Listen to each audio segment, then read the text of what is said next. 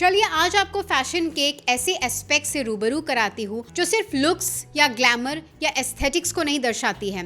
Well, this is about fashion as a strong powerful voice which can change the social fabric of any country of the world. It is about fashion as a strong means of communication and to bring about a change in the society. Well, ये एक dress के बारे में है, एक लौते dress के बारे में जिसका नाम है द रेड ड्रेस। इसको कंसेप्शलाइज किया था ब्रिटिश आर्टिस्ट किर्स्टी मैकलियोड ने इन द ईयर 2009 और अभी 14 साल बाद ये ड्रेस बन के रेडी हो चुकी है। आपको लगेगा ऐसी क्या खास बात है इस ड्रेस में?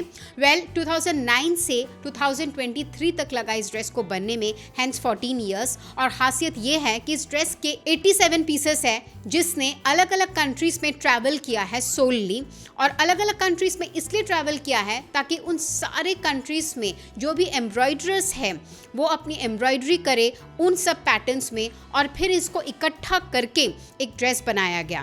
वेल, इस ड्रेस को बनाया है 380 एम्ब्रॉयडरर्स ने, जिसमें है लगभग 367 women, 11 men and 2 people who consider themselves as non-binary. So कुल मिला के 380 artisans embroiderers across the world.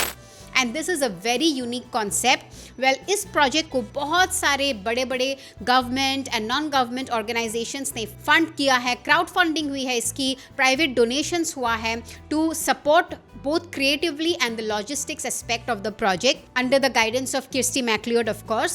Well, बात करते हैं about these embroiderers. इनमें से about 141 हैं seasoned embroiderers जो कि already embroidery करती थी, जो कि माहिर थी उसमें, and the others were common people who volunteered to embroider when this was in the process. Well, है ना बहुत ही मज़ेदार बात। ये 141 weavers, even though they are seasoned embroiderers, they are all either impoverished women या तो फिर they are war survivors या दे आर फीमेल रेफ्यूजीज। उन्होंने बहुत सारे एज ओल्ड टेक्निक्स यूज किए हैं, techniques from all over the world जो कि उनके फैमिली एयरलूम में है या फैमिली हेरिटेज में है या उनके ट्रेडिशन में है, वैसे एम्ब्रॉयडरीज उन्होंने किए हैं, right from thread work to sequin work to patch work, applique, और बहुत सारे ऐसे भी लोग हैं जिन्होंने फर्स्ट टाइम स्टिचेस किए हैं। तो बहुत ही सिंपल स्टिचेस है, बट दो stitches were telling their stories.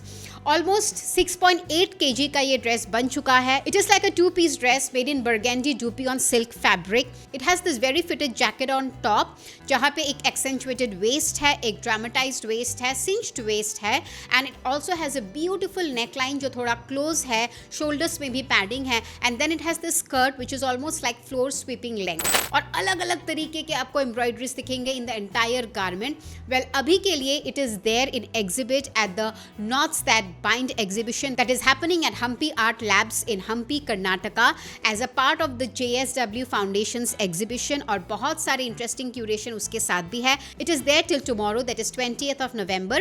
अगर एक सेंटेंस में कहा जाए, this is not just a dress, it is about uniting people without borders. It is a medium where vulnerable women from different backgrounds of the society they have come to tell their stories, और एक दूसरे को ना जानते हुए भी they are actually standing in solidarity for one another through the dress, and the dress is like bearing testimony to their common fate. तो बहुत ही इंटरेस्टिंग प्रोजेक्ट है। इस प्रोजेक्ट को बहुत सारे अवार्ड्स भी मिल चुके हैं, and many people are really vouching for the idea of fashion as such a powerful voice, and we applaud Kirsty कि उन्होंने फैशन को इतने पावरफुल तरीके से यूज किया है through this red dress project. आपका क्या कहना है about this project? Do let us know in the comment section.